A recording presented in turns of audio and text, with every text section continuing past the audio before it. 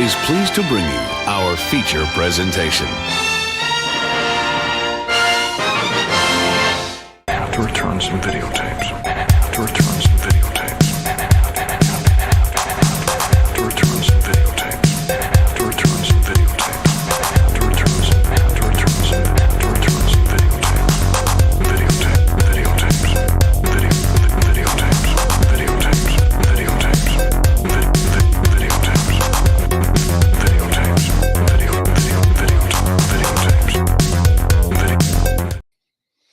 Hey everybody, welcome back to Strange Glow Video. My name is Justin. With me, as always, is my co-host extraordinaire, esteemed colleague, all-around exceptional person, Alec. How are you doing tonight? I'm doing all right. Doing all right. Cat's I can scratching relate in to his that. litter box right now, so. Oh yeah, he's like, oh yeah, you guys are doing a show. I got something for you. It's like podcast this. Why don't you show this off on your YouTube? Yeah. It's like that goat we saw standing on that cable reel at the cider mill in Pumpkin Patch this afternoon. Correct. Yeah, that goat was just standing there like, yeah, I'm up here. You got to watch me now. And so we did. Definitely caught our attention. Yeah, definitely a solid adventure. Yeah, we went into a place called the Lewisburg Cider Mill. It's been a long family tradition. We used to go there when we were young, get gigantic pumpkins. This time we were a little bit more modest with our selections, but went down there, had some cider, and picked some pumpkins, did some fun stuff. Yeah, it was a good time. It was good. Solid. Good fall season activity. Yeah. Did you guys get any donuts before you left? We did not. You forgot to go back in? Yeah, she wasn't feeling it. Yeah, that's fine. So we didn't get any donuts. I don't know. Thinking about it now, I'm kind of like heartbroken. Wishing you had those donuts. Yeah. Yeah. But it's all right. Yeah, you'll survive. So, lots of stuff coming up soon here. So, next week, obviously, Terrifier 3 releases, Saturday night releases, which I'm not sure, was that changed? I know they did a New York and LA release, but it seems like that was a 2 or 3 week release now compared to, I thought it was just a week early. I don't think it was actually changed. I think we just had it on our schedule wrong. Yeah, I don't know what happened there because I thought it was the 4th for so long, like months. But it must have always been the 11th because SNL premiered on October 11th. Oh, okay. Okay. So makes sense. You know what I mean? Yeah.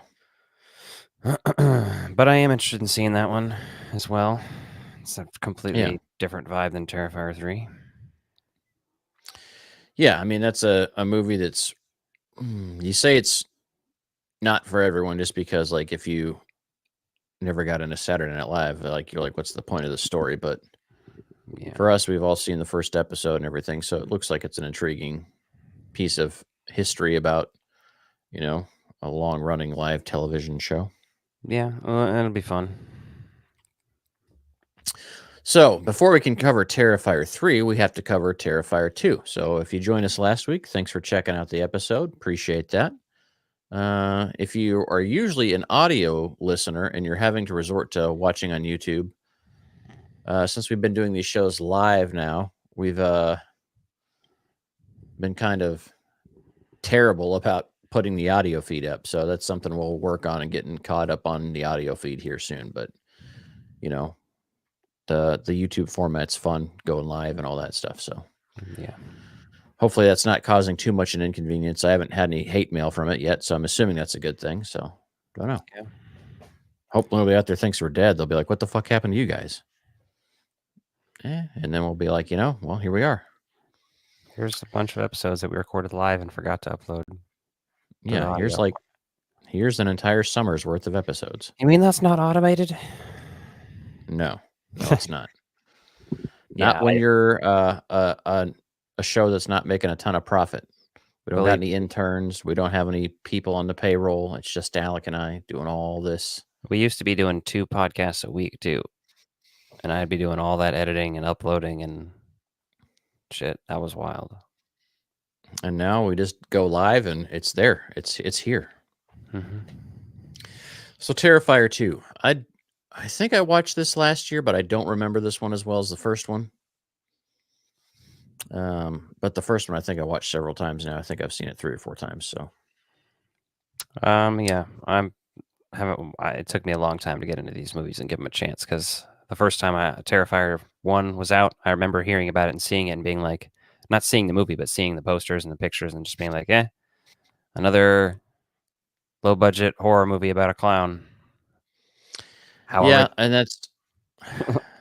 that's the tough spot, right? Because you're like, okay. And then this series, Come on.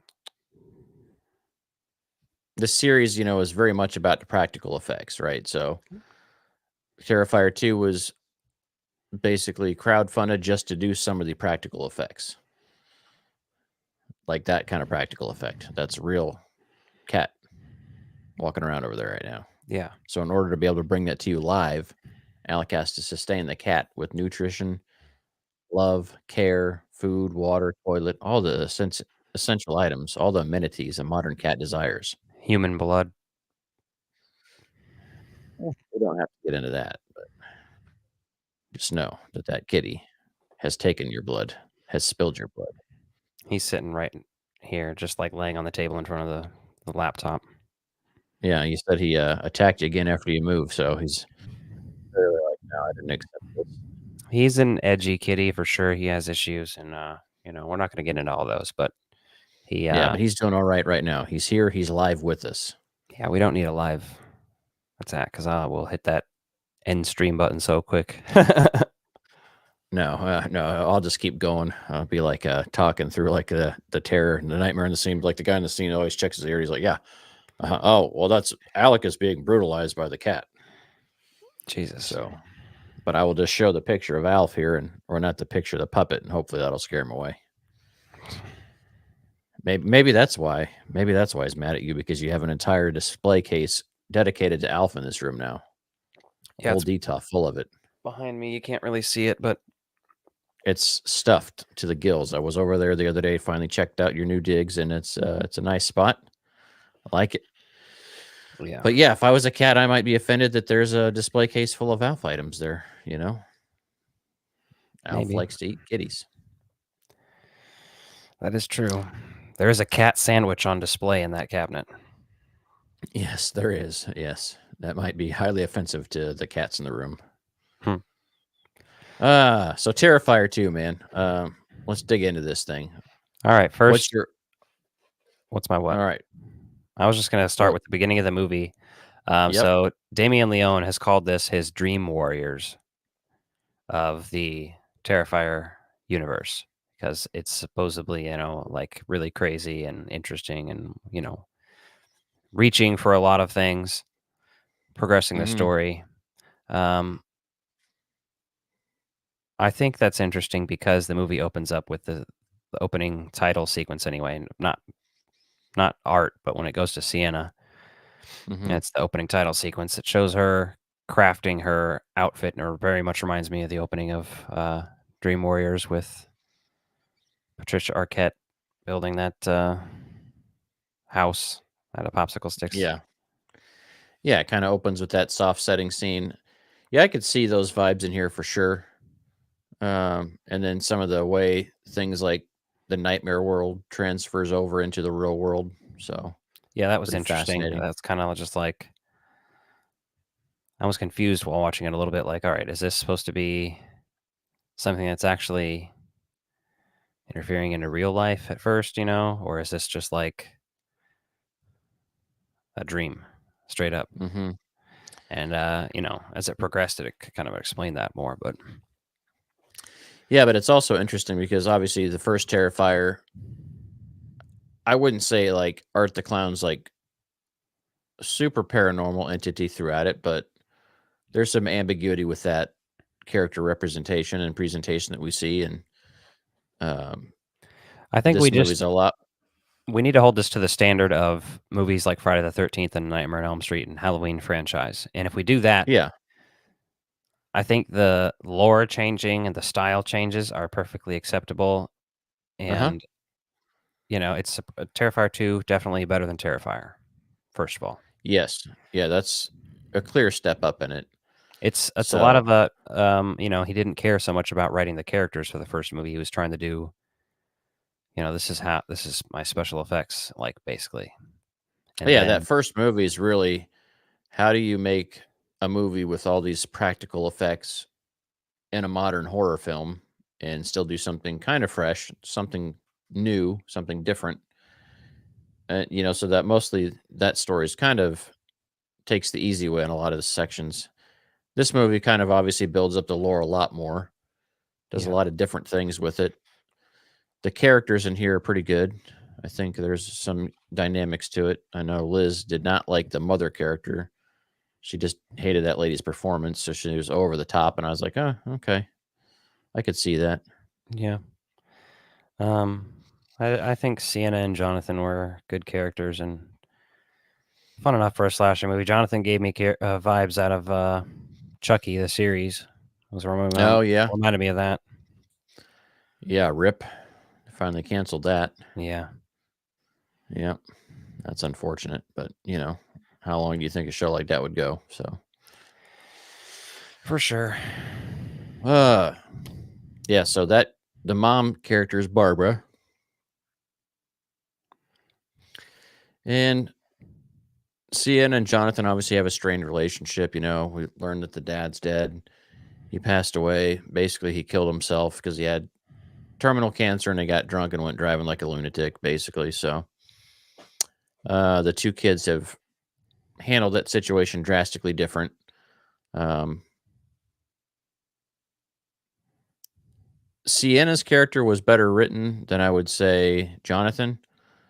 Jonathan just seemed kind of fucking cliche in that kind of a Columbine sense of a way, which is Uh, unfortunate I didn't get that because vibe. I was thinking uh, more like Ozark, their son. okay, yeah, Where I it's mean it like just kind of a misunderstanding as opposed to he's actually crazy or anything. yeah, it just what I noticed, it just felt like they were like idolizing. He was idolizing these kind of monster characters, but I kind of think by the end they did a better job with it. But early on, it was like, okay, this guy's Well, kind of annoying. yeah, I mean, I get what you're saying. I don't think he was idolizing them though. He was just doing that typical thing where people are super Just into being an true as crime yeah, I and guess that's edgy. true. Like it didn't Yeah, just because he was mentioning Nazis or something didn't mean he was like this is what should be done or anything either. He wasn't like Nazis are dope.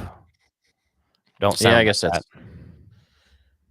yeah. Fuck that. That'd be terrible. They could AI it with their voice anyway. We've got enough hours logged in this podcast for anyone to do that at this point. So Yeah. Well, you'd only need about 3 minutes, so yeah, and they've got more hours than some people probably care to listen to.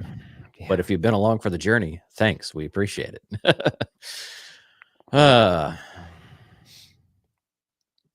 and then Sienna has her circle of friends, which she goes through some real fucked up stuff, man. That's pretty intense. Yeah. The gore of this movie. Let's talk about that. Um, there's one kill in particular that's like the kill of this movie. I think it's pretty obvious, right? Yeah, like break it down for us, tell us your thoughts on it. All I can still picture in my head the when she's laying on the bed barely alive when she's discovered by her Yeah. mom. And Art's in Yep. there just like gnawing on her leg or some shit. Yeah, eating her skin or leg, muscle or whatever. That's a pretty intense whole scene. To your point though, that does have some of those Nightmare on Elm Street vibes, right? Kind of the murder in the house there, in the bedroom, like in a place that's normally considered a safe space, right? Because how many horror movies are we at where it's a babysitter in someone else's house? They're not in their own house, right? They're at a camp, they're at this or that, right? They're not in their own safe spot. So I do like how they went that route where he came by and she was initially disturbed at the bag of weapons that he's dragging around in that trash bag with him. Yeah. And then that scene plays out. It's pretty intense, right? I mean, if you don't like body horror, like this is the type of movie that's going to really fucking make your skin crawl. It's really going to make you uncomfortable. for sure. It's that was the one in particular that messed with me. It was a little like, ugh, that's a little much. Gross. Obviously, Yeah. that's what they're going for with this kind of vibe. So expect that and more in Terrifier 3 for sure. Yeah, and speaking of Terrifier 3, I've seen some theaters like, like putting up warning signs and stuff, and I'm like, I Marketing, guess baby. yeah, well, it's for one, it's marketing, right? Because obviously that adds a level of, oh, I want to know what that's about. Like people might get sick from watching this movie. I might need to check that out and see what the Dude, hype's about. yeah, it goes all the way back to The Exorcist, where they claimed Yep. people were passing out in the theater, which I still don't Hmm. believe. No. Um, uh, and in regards to that, they've claimed people have been sick. They've had to call ambulances. They pass out into in the Terrifier 3, and I'm like, huh, what are you doing? Like taking your like elderly grandma to see this? Is she passing out? Because the person who's Yes. going to see Terrifier 3 is people who should be well aware of what they're getting themselves into at this point. Well, that's the fascinating part. Is it just seems like media hype, which is to be expected, right? I don't really have feelings on it one way or another. Whew. Excuse me, I'm dragging a little bit right now. Yeah. I think Terrifier 3 is going to be interesting. I think they're going to up the ante, right? Every time we've seen a pretty significant budget increase with these movies. So the scale and the scope can get more interesting. Yeah. I think what I'm most fascinated about is that, just another chapter and kind of see where that goes. Well, it's Uh, pretty crazy because if this had been like a horror film produced by any studio, the first one could have had a budget of like 5 million. mm-hmm, The second one could have gone for more, et cetera, et cetera. I mean, even if you go and look back at Saw, the first one cost 1 million. Terrifier 3 cost, I think, 3 million when I read.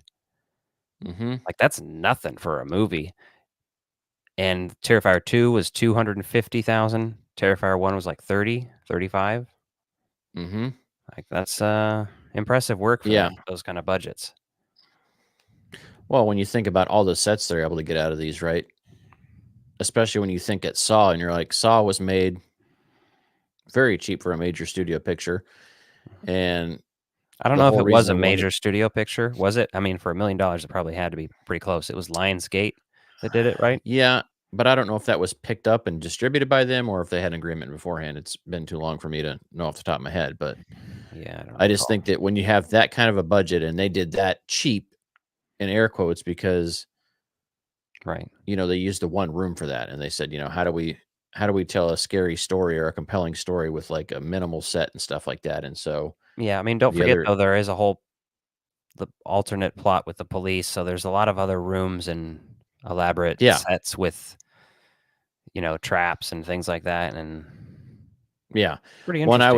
would say a significant portion of their budget probably went to that, but just like, Terrifier is going to have a significant portion of the budget just go straight to the effects, Yeah. right? Locations I feel like were pretty feasible, but it's just the effects because especially if you shoot anything more than once practically, you're going to have to make multiples of a lot of those uh parts and pieces, whether that's a body that you're going to gore up or something like that, you're going to have more than one. Yeah. Very rarely can you get away with one take. So, I think that's pretty interesting. Yeah. I like the music was I thought better in this too as an upgrade. There's a lot more of that synth wave and synth heavy stuff in this. Yeah. It's Um, interesting because they go back and forth with that, and I think that sets a pretty good vibe with it. But then there's times where they are kind of 180 that, right? With the food song they're singing, yeah. which is interesting. I did like that little jingle, kind of eerie, creepy, fun. Again, Um, reminiscent of, Nightmare on Elm Street. mhm. Having a little song that Yes. people could sing. Yeah, and that nightmare dream sequence that Sienna has, and then she wakes up and the room's on fire was very much like, oh, that does feel like Nightmare on Elm Street, right? Yeah, definitely. And it in a good way. Like it didn't feel like it was ripping it off because art's drastically different than Freddy, right? Um, art being a mute makes it a little bit more interesting because then you don't have to worry about cheesy one-liners, which sometimes the cheesy one-liners are where it's at. Okay, I was about to say, Art is like they're trying to find a balance between Freddy and Jason type characters. Someone who's Yes. silent but also has enough personality that they're entertaining Yes. and funny and not just a big murder Uh-huh. machine. Yes. Because I mean, when you say clown, like Art's, when you look at Art's costume and everything, it's very much a pantomime type of a clown, right? A very specific style of clown, not a circus clown. So that makes sense to his character, which is interesting because, I don't think there's another pantomime clown out there that we kind of see. Now, I would love to see him do more pantomiming shit in there just to troll people, since that's kind of what his look is inspired by. Mm. But we'll see. Maybe Terrifier 3 does that. I did think this was interesting that they went back to Halloween, right? We know Terrifier 3 is going to be set in the holiday season just from the promo material we've seen. Yeah. So this one kind of comes back to it a year later, right? Where that first movie ends. Is it a year later? Is that what it says? Yeah, because it's basically coincides with the end of the first movie where you finally realize that, that was the flashback of it. So they basically take place around the same point in time. Oh, the second movie? Yeah. Okay, I get what you're saying. Because What? by the end of the second movie, the girl that has gouged out the newscaster's eyes, and then in the post-credit scene, we see that she's institutionalized at this point, and then Well, right, yeah. gives The first movie though starts with as being the same time as the second movie. So it's like they yes, take place during the same time, and you just have that flashback is the main meat of Terrifier 1. It'll be yes, interesting to see if Terrifier 3 is like 2 months later during that yeah, Christmas that's season, because the ending of Terrifier 1 with, Art at the thing, the morgue or whatever, and mhm, then Terrifier 2 opens up with him at the morgue. I wonder if, since his head is on the the post-credit scene mhm, with his yeah, head being born, basically, or something. Like, that's what I took that as anyway. yeah, Uh, is that gonna be kind of where the movie starts, or what? yeah, and I think that would give it the opportunity to really get fucking wild with the mythology of this character, right? Uh, like in Nightmare on Elm Street, they kind of already had some of the lore set up, so they already kind of knew that Freddy was like killed by the parents, yada yada yada. Here with Art, he's still pretty mysterious, right? We don't know a lot about him, which makes it interesting, but it also kind of frees the movie up because they don't have really any lore they're tied to that's set in stone as far as like, hey, these are things that have to be done a certain way. This has some freedom for it. Yeah. What did you think about Sienna being drugged by her friend? Absolutely not. Yeah, I thought It, that was pretty fucked up, pretty traumatic because, shit like that happens in real life. And, uh, you know, obviously it's a movie, it's fiction, but that is upsetting to see that shit because that's just so fucked up. It's just so dirty. You know what I yeah. mean? There's just no way around it. And you're like, okay. And that does add a level of fear and terror to it because then Sienna's drugged. We don't know what else is going on and off. I wonder if they're going to do anything else with Sienna's dad, right? They imply that the dad was having visions of Art the Clown over the past year and had been doing art about it, and then had this character that obviously Sienna has created for her Halloween costume, and she's been working on it for months. Right. I'm waiting for the reveal that Art the Clown is like her father or something. That'd be hilarious. Yeah, that was fascinating too. Like when the dad finally died, like he manifested as this weird demon, and I don't thought actually that could think be that the case. reveal's coming necessarily or anything, but No, I think that yeah, as a we'll horror see. fan, It depends on if they're going to explain more lore in this next movie, I think, because if they do that, then I think we'll get some more trinkets of that, because they did that in all the Nightmare movies. They slowly explained mhm, stuff like Dream Master, Dream Warrior has Amanda Kruger, and then mhm. uh, which one is it? Freddy's Dead that has like shows Freddy as a father and shit. Yes, because that's Freddy's daughter that kind of comes back into town or Yeah, whatever. yeah, that's right. So yeah, that's fascinating. Yeah, I don't know if they're going to do a lot with the lore in this, or if they're still just going to kind of go gory and free. But I think it's pretty interesting here. Yeah. The clown water torture cell. Wait, why did I say clown water? But that water torture cell is pretty fucking interesting. I'm so confused. Near the end, he throws her in the water. Jumping ahead here a little ways. Yeah, I'm trying to picture it. There's so much that fucking happened in that movie. Yeah, that ends pretty intense, because obviously Art dies several times. And then even Sienna, is she not revived or something? Or implied something like that? I don't quite know if they show that she's dead or not. Kind of one of those, you know what I mean? It's kind of one of those things. You can't take this shit. I think she's just knocked unconscious. Just unconscious. Yeah. Yeah. I mean, because at that point in time, you're talking about like the good and the evil, like an angel versus a demon, which is very much painted and Okay, wait. spoon-fed to you here. No, you're talking about. I know what you're talking about now. Yeah, now I remember. Yeah, no, I think she is resurrected in that part. Okay. I think the sword has something to do with that too, that her father gave her. So maybe we'll see some more lore behind that too. Yeah, I was just curious. It's been said in interviews that, they thought it was very much based on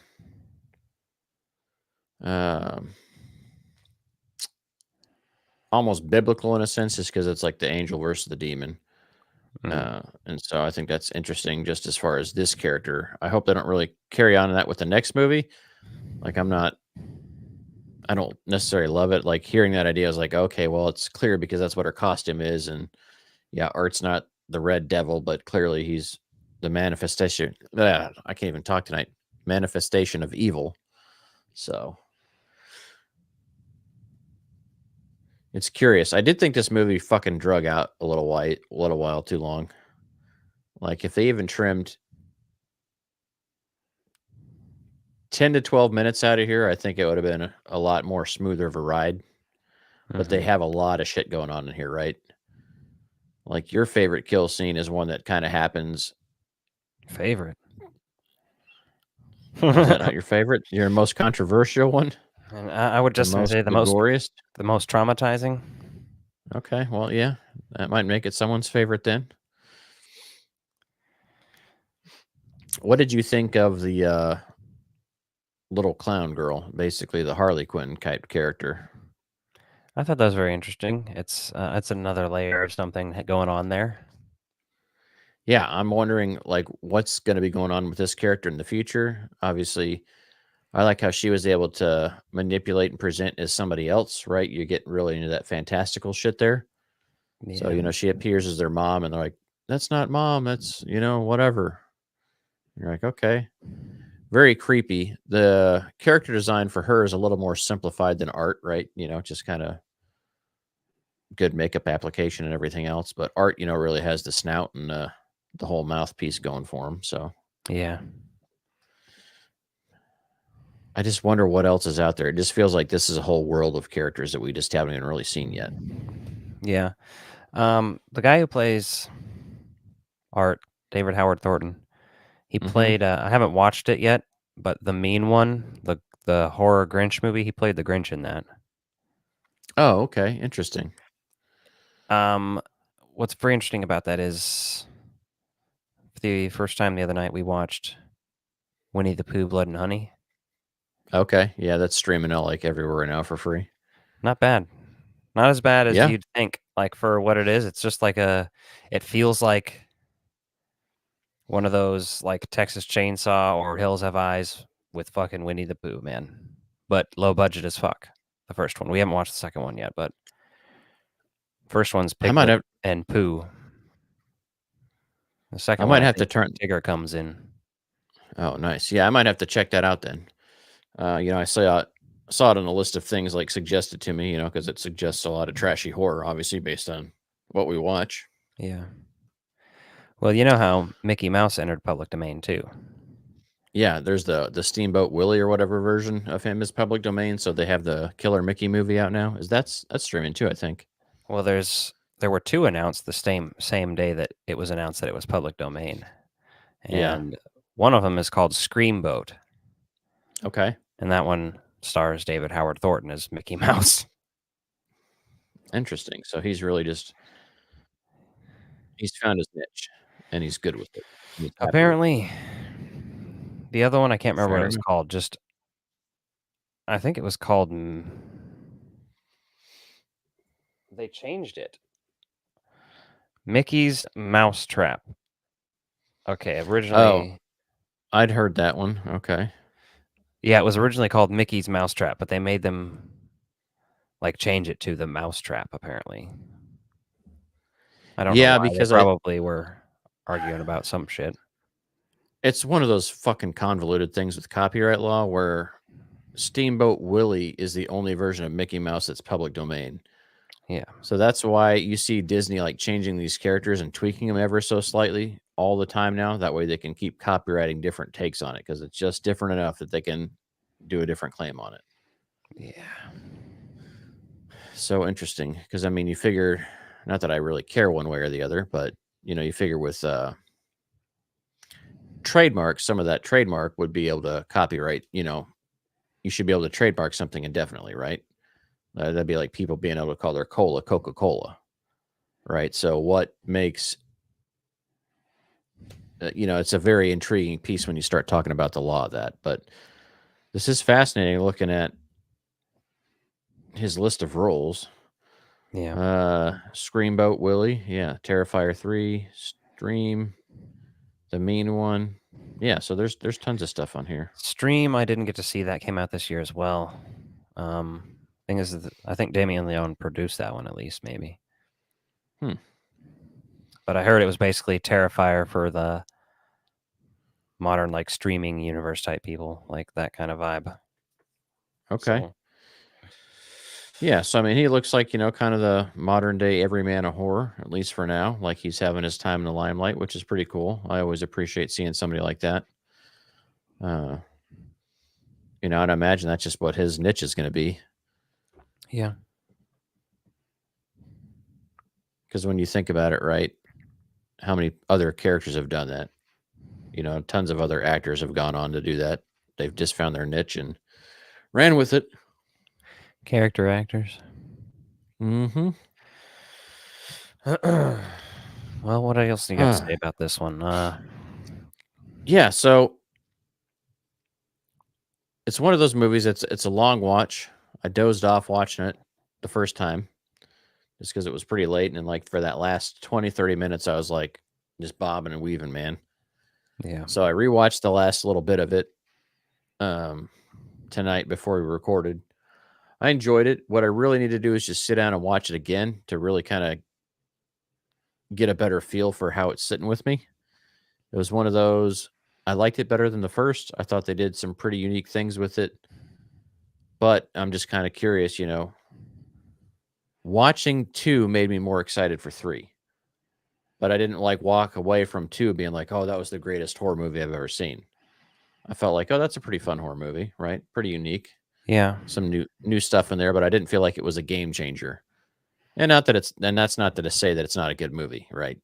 But for me, I would just say that I'd need to watch it once or twice more to really kind of figure out where that fits in the horror genre for me. There's some things you pointed out tonight with kind of the Nightmare on Elm Street thing and talking about the lore and where that could have come from. That I want to rewatch it now and kind of think some of those things through and just see kind of where they have opportunity to go from there, see Yeah. what that means within this movie.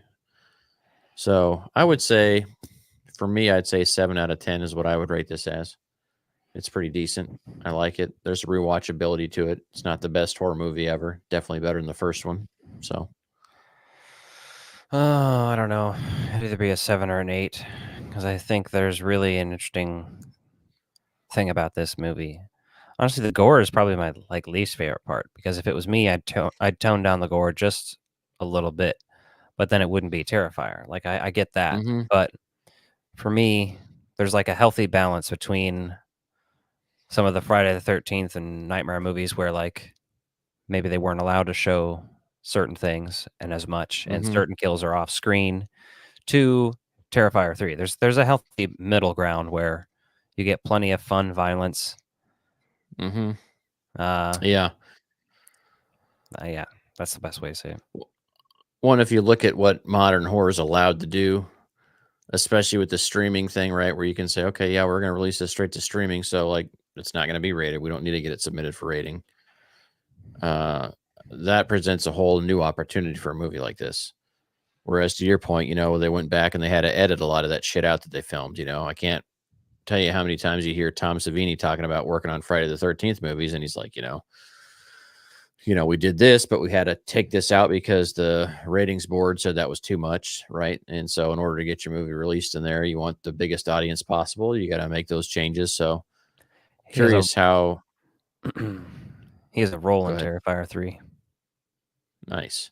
Yeah, that Terrifier 3 is pretty well stacked with cameos and pretty big player names in there. So I'm curious to see what that's shaping up to be. Yeah, we've interviewed one of the cast members. Yes, we have. We drank beer with Jason Patrick. Yeah, we had a beer with him. That was pretty awesome time. Yeah. Clint Howard, I mean, when you look at him, Clint Howard's another type of a guy that's very much a character actor in a lot of B movie horrors. So B horror movies, whatever you want to say. Yeah, so I like this movie. I probably need a few more viewings to really kind of get a good feel for it. I think that Yeah. I'm kind of at a spot where I just need to understand what the hell's going on with it. Yeah, I feel that. So did you watch this last year, you said, for the first time? I Or is this your first watched viewing too? Terrifier 2 for the first time when I got the VHS. Oh, okay. Yeah, that's right. And that's the way I watched it, and it was sick. But let me tell you, the desire to Man, watch this so on VHS is strong because it looks so good. It looks like it's the vibes, you know what I mean? yes. And I'm really curious that I might have to borrow that because thinking about this for me, watching it, HD, it looks, it's a well shot movie, right? Especially with the budget it's on. I like the But lighting some a of it lot. but some of it just feels really clean as far as a movie. And a VHS would really kind of make it a little bit scarier, I think, just because you get a little bit of that dirtiness, that graininess that you're missing out on a really high quality HD picture. I scanned in some clips Like, of it for a YouTube video on my channel. So, for comparison. yeah. Okay. And I was Yeah, like, I'll just probably have to talking look about at how that. dark and saturated it looked. It's also pan and scanned. Oh man, I bet that's good. But the pan and scan isn't like super obvious and cringe like you'd almost want it to be. It's pretty Yeah. subtle. So, Okay. Well, that's good. I mean, I think, we've all seen plenty of pan and scan movies. Well, I say we all. I mean, if you're into this genre, if you're into VHS collecting, if you fall into the niche categories that we're into, then yeah, you've probably seen all those pan and scan. collector or you're old. Yes. Otherwise, we may be speaking a foreign language to you. So, your Google word of the day is pan and scan. Yeah. So you said you'd give this probably an 8. Probably. Nice. I had a great time with it. Like I said, maybe. I mean, people would call me crazy for saying that, but I would tone down the violence just a little bit. But not in like a don't do these things, the acts or anything. It's not like the acts themselves. It's just that I'm seeing so much of it.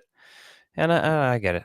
That's kind of the point. People want that. So they want the goriest movies ever made. And to me, if it looks, when you're getting this gory, I want it to look almost comedic, like Dead Alive. Like I've never seen more Yes. blood in a movie than Dead Alive, but I'm not like sick to my stomach watching it. And to be fair, Well, like it's not like I'm like, oh, I'm sick, I'm gonna throw up. But during that other scene, I got really in my head about it, like shit, that's fucked up. Which is, that yeah. you kind of want it to do that, but at the same time, yeah. I Yeah, I already think have that's those an thoughts on my interesting. own. Well, yeah, and when you talk about modern horror like that, right? You just think like there's a big opportunity to really go over the top and be almost satire about itself. But I mean, this movie, these movies don't play as satire. I mean, they play as, movies with a high level of visual effects and practical visual effects, to be specific. And that's really what makes them fascinating to most audiences, I would say. So So, there's this kill in A Violent Nature. Have you seen that yet? I have not. Pretty good. It's on Shudder, but it haunts my dreams, and it is like I'm gonna explain it to you because I don't feel like you're gonna run out and watch this or anything. But spoiler warning for everybody else. It's just one of the kills, but it's sick. So this woman is doing yoga, and he just slowly approaches her. She's screaming. She's backing up to a cliff. She's facing out towards the cliff, and he comes up behind her, punches her through her stomach, and then she turns around, I believe. How does this work? No. Yeah, he sticks the hook through her stomach and hooks it on top of her head from here to here, and then Okay. pulls it down and pulls her head out her back. Oh, okay.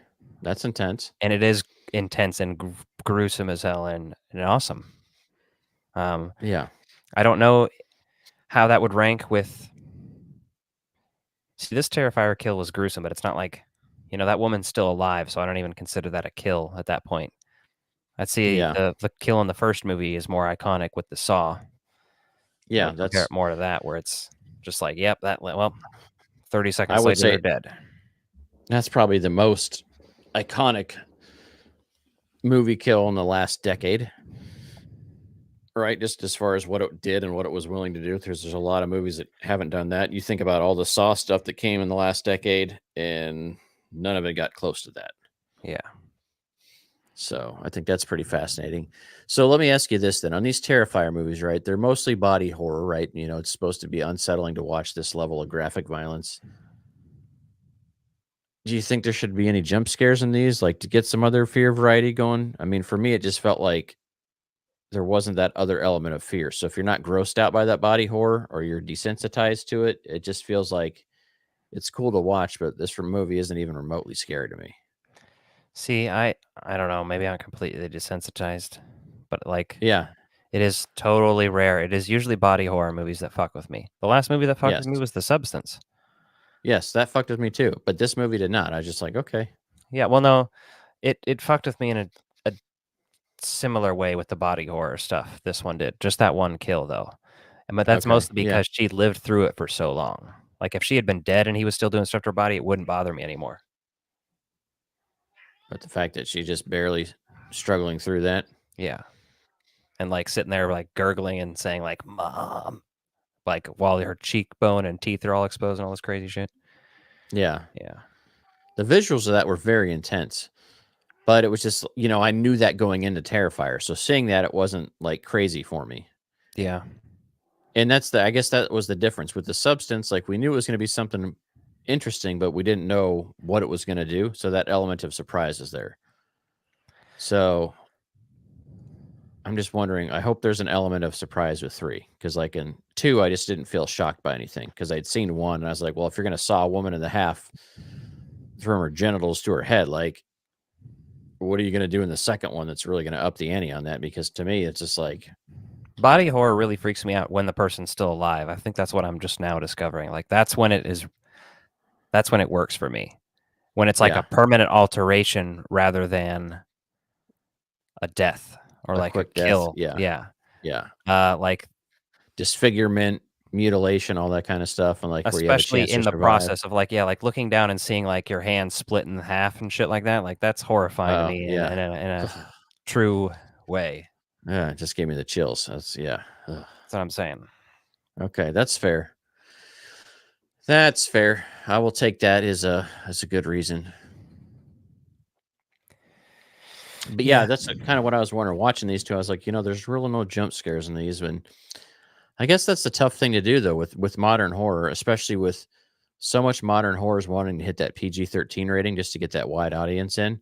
Yeah. And so much of that segment of modern horror just has to survive and thrive on jump scares because there's only so much they can do because everything else is implied or off screen. Yeah, I mean, here's the thing about jump scares is they've gone through these cycles, and plenty like for 20 years, anytime it was a jump scare, it wasn't actually a jump scare. It was like a, oh, it's Mm-hmm. just your friend. And we're referencing how jump scares get everybody. And they did that Yeah. for like 20 fucking years. Like that's what Yes. everyone did. And it was super annoying. And I don't mind genuine jump scares if they are good at it. But if they're Yeah. like if it's obvious, then you suck. Like if I'm sitting there in the theater and I can notice the music slowly fading out and then Yeah. you about to try to get me, bitch. I want the music to keep going. Yeah. Do something different. Well, and I would say most jump scares to that effect fail to carry on after the jump scare, right? Like you need to do something scary after that too to continue that feeling. Otherwise, that feeling is fleeting and it goes away quickly. Yeah. So you need to do something that it's able to carry that emotional response further than what you got. I think one of the best jump scares I can think of is, surprisingly enough, in a PG-13 horror movie. But have you seen Insidious? Mm-hmm. Yeah. Yeah, the one where they're just sitting around the table going back and forth, and then it just shows the Darth Maul there in the background. Mm-hmm. Scary, works, effective, because once you're lingering on it, you're like, what the fuck is that? And then by the time you're about to get a clear picture of it, it jumps away. Yeah. And you're like, oh, shit. Yeah. It's like the flashes of Pazuzu in Exorcist. Mm-hmm. Or the flashes of wieners in Fight Club. Yeah. A single frame of pornography spliced into the movie. And how upsetting that is, right? When you think about it, like, oh man, that's psychologically terrifying because you're like, you have no idea. Yeah. Yeah, so Terrifier 2, much better than the first. The first one has some amazing visuals, but the story's just pretty meh. And I know there's people out there that live and die by Terrifier, and like, I'm all for it, man. If you love what you love, I'm trying to come around to appreciate it, but it hasn't quite clicked yet for me. But I've got high hopes for 3. And by high hopes, that's high hopes, not high expectations. Right? I have low expectations. I find I enjoy movies a lot more when I go in with low expectations. The Yep. more I get hyped up on something, the harder it is to truly enjoy it without just tearing it apart.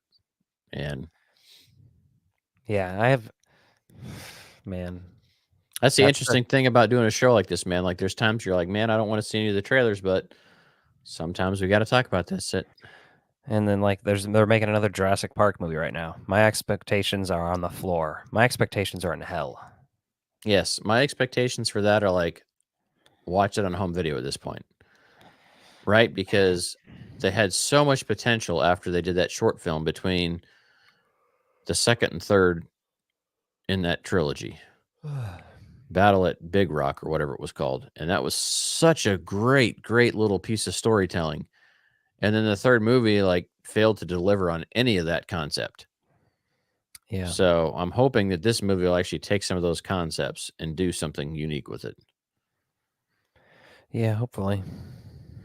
Because yeah, there was interesting concepts in Jurassic World 3, but they shouldn't have been in a Jurassic World movie, right? Just fucking make a movie about the bioterrorism. Do it. Like, we know people are doing that kind of shit, so go for it. Just make that its own thing. Right. I don't know. It's an interesting time, with movies and expectations. I'm just curious, like, what the diehard fan base of Terrifier is thinking about this one. I bet they're pretty fucking hyped up though for 3. I would imagine they are, right? Yeah. I'm looking forward to the most the fact that it's got some Christmas time vibes, and I feel like not enough horror movies really dare to go to the Christmas vibes. Not only that, but I've heard from several people who reviewed it that it perfectly feels like a Christmas from like 1988 to 1995, like somewhere in that era. It feels like Oh, nice. nostalgic, like the decorations and vibes. So Beautiful. That might really, hit a good note there with it. So, yeah, I'm all about Christmas horror. yeah, I mean, I think that's for every Hallmark feel good movie of the year, you need something out there to remind you just how miserable and depressed you are in the cold of winter. And a good horror movie is a way to do that. All right. All right, kids, I guess we'll see you the next time. So next week, we may be able to do a double feature, but we got a pretty big show coming up next Wednesday. Pretty special live stream ahead of New York Comic Con. We'll start talking about that a little bit more over the next coming days on our social media. So as you're on there, take a look. like and subscribe to this channel if you aren't already, and then follow us on our socials. At Instagram is mainly where we're pretty super active, but at Ectoviolence for Alec, at Mr. West Studios, and then at Strange Glow Video. So that's where you're going to see all the good stuff from us, kind of see what we're up to and what we've got coming. But say night to the kitty, or good morning, whatever time you're watching this. Hopefully you're watching it live. And in case I don't see you again, good afternoon, good evening, and good night.